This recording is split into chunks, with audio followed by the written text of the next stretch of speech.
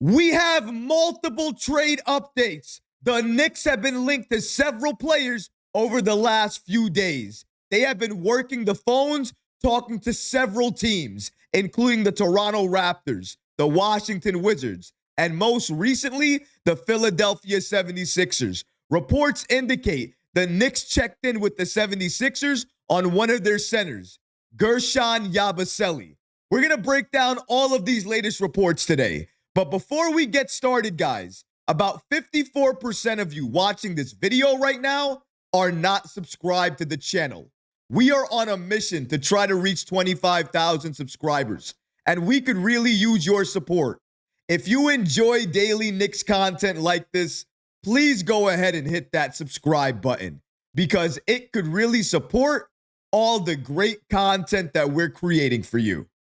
And now, let's get started. Multiple Knicks trade updates. It's that time of the year. Trade season. The NBA trade deadline is on February 6th. That is just 5 days away. Teams all around the league will look to improve their roster by making trades. And the Knicks are no exception. They know they need more size on this team. And that's why they've been working the phones, contacting a number of teams trying to trade for it. Let's break down these latest reports and tell you exactly what players the Knicks are currently targeting. Shout out to Ian Bagley of SNY for giving us the following information. According to him, the Knicks are among many teams that have checked in with the 76ers on their big man, Guerschon Yabusele. This is the exact quote from Bagley. The Sixers aren't necessarily looking to move Yabusele, who is having a strong season. 10.4 points, 5.5 rebounds, 2 assists per game. But here's the big part. He's shooting 39% on threes. He is a big man in this league and shooting 39% from three. Now, I'm not saying the Knicks are going to be able to trade for him, but let's say they were, and they added a player like that. That's just another player they can add that helps stretch the floor, but also gives you defense as well. Something to keep in mind here. Bagley continues here by stating, the Sixers are in an interesting situation ahead of the deadline. They currently sit in 11th place in the Eastern Conference with a record of 19-27. Philadelphia will have to send its 2025 first-round pick to OKC if it falls outside of the top 6. So in one sense, the Sixers are incentivized to continue to lose. That's where trading Yabusele makes sense. Philadelphia's asking price for Yabusele is unknown. But again, they don't want to move Yabusele. If the Knicks traded for Yabusele, he could certainly help them along the front line. He has had to play center for the Sixers amid a rash of injuries they've had to experience and deal with. Yabusele's three-point shooting would also benefit a Knicks team that wants to keep the floor spread on offense. Hoops Hype was the first to report that the Knicks contacting the 76ers about Yabusele. Now, one of the main reasons this trade is being floated out there, and probably why the Knicks have checked in on Yabusele, is because Jericho Sims and Yabusele make the exact same amount. So I'm just saying, if they wanted to make a trade, and they know the 76ers are incentivized to lose because they don't want to lose their draft pick and they're having a very bad season, then maybe the Knicks can convince them to make this trade and they can get Yabusele on this team. Is Yabusele going to be a game changer for New York? No, I don't think so. I also don't think he's going to play that many minutes if he's traded to the Knicks. However, if you're getting rid of him for Jericho Sims and you don't have to give up anything else, I don't mind the Knicks making this move. However, let me make this perfectly clear. The Knicks will not make this move because the Philadelphia 76ers will not trade him to the Knicks.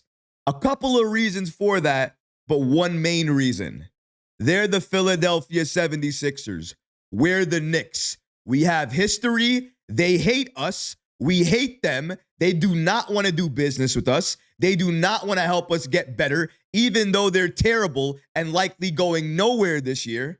They do not want to help the Knicks get better. So no, they're not going to just trade him away to New York. Not only that, last night, he had 28 points and 7 rebounds, shooting 71% from the field.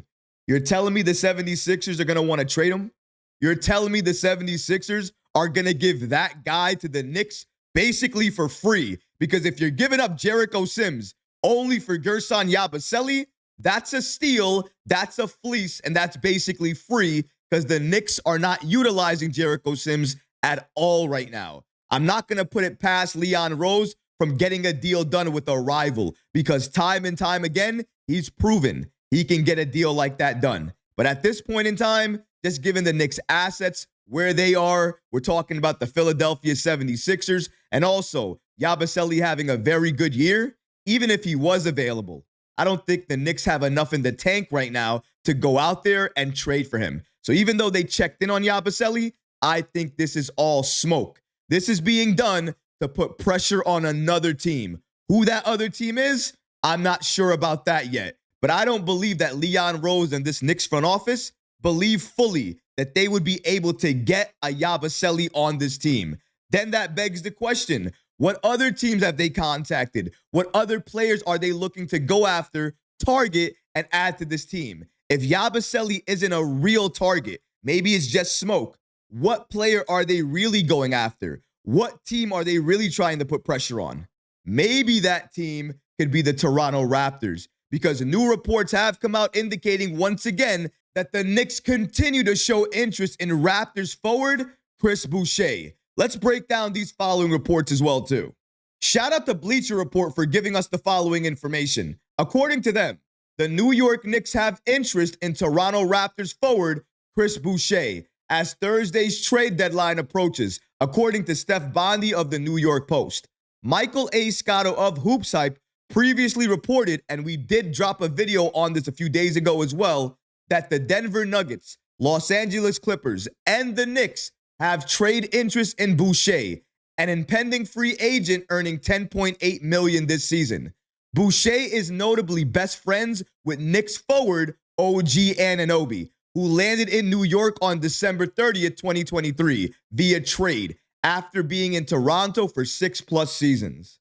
The biggest problem here is that the Knicks actually could use a player like Boucher, 6'9", power forward center combination, who can block shots, defensive-minded, having a great season this year, basically is a walking double-double if given the right time, if given the opportunity. I would love to have this kid on this roster. The only problem there is, and you saw it firsthand, $10.8 million. The Knicks right now are restricted in terms of the type of trades they can make. With the Toronto Raptors, if they're going to trade for Boucher, they have to match it dollar for dollar.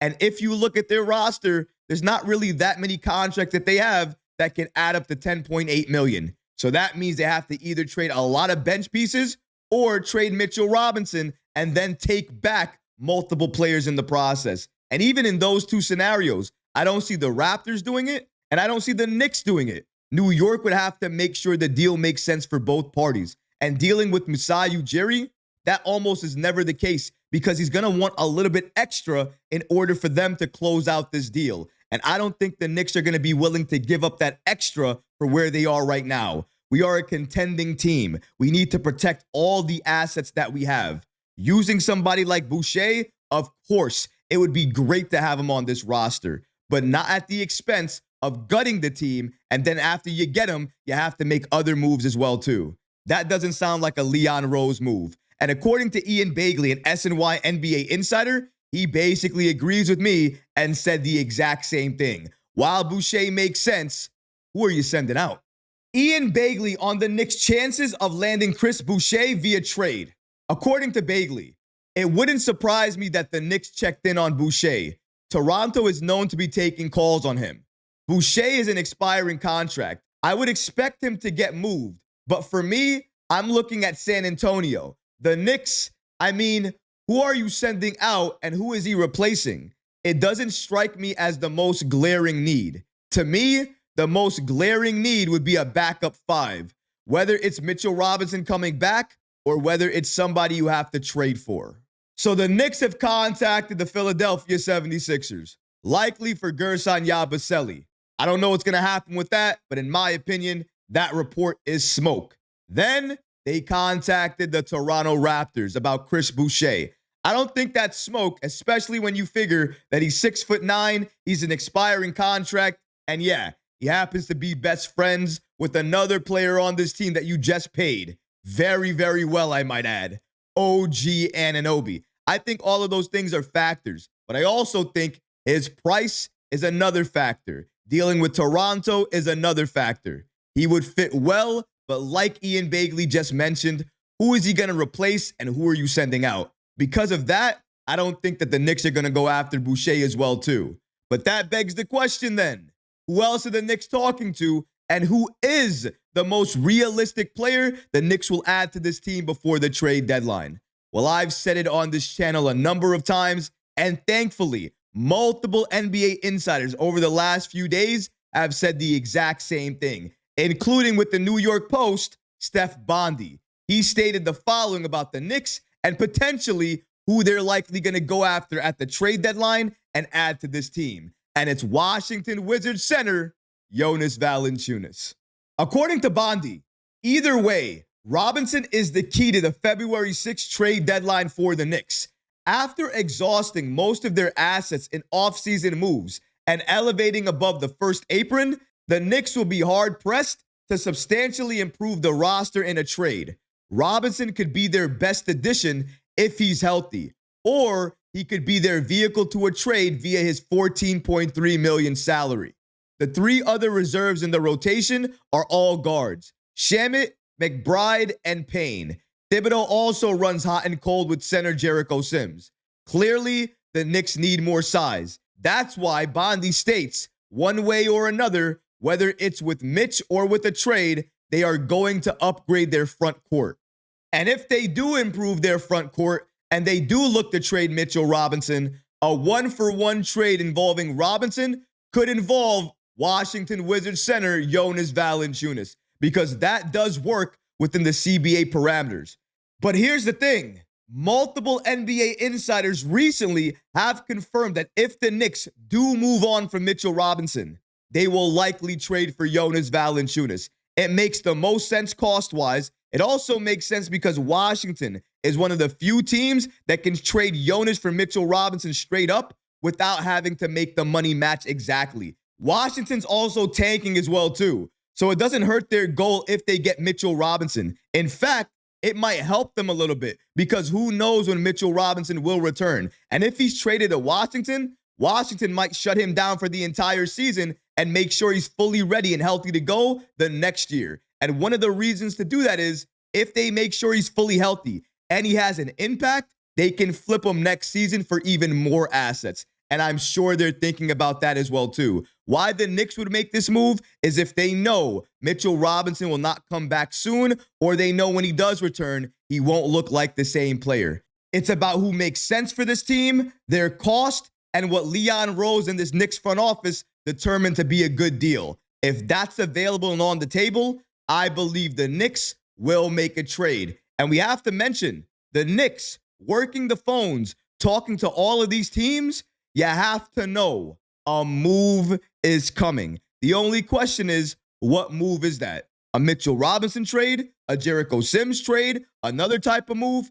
That's what we're all waiting to see. But in my opinion, I think that the Knicks are not going to get anything worthwhile from Mitchell Robinson just because of where his value is. So because of that, the Knicks are not going to make that move, not going to really make that trade. I'm not saying they don't want to trade Mitchell Robinson, but they don't want to trade Mitchell Robinson for nothing or just to trade him. If they move off of Robinson, it has to be for a player that they feel will have an impact off the bench and that they believe in coming off the bench once we get to the postseason. Apart from that player being available, Robinson's not going anywhere. So that leaves Jericho Sims as likely the only player to be traded, so that way the Knicks can make another improvement to this team. Either they're trading Sims for picks or another player. That's what I'm waiting to see from Leon Rose. But I would not put it past him on making a move that nobody saw coming. Because honestly, that's what Leon Rose does every single year. But what about you guys?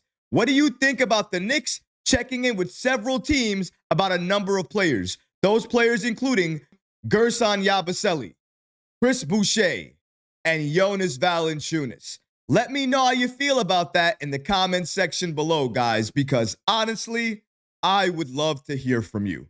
But that's going to do it for this episode. I hope you enjoyed it. And if you did, go ahead and smash that like button, leave a comment below, and of course, guys, please subscribe to the channel. Until next time, Knicks fans, take care of yourself, your families, and each other. Peace and love.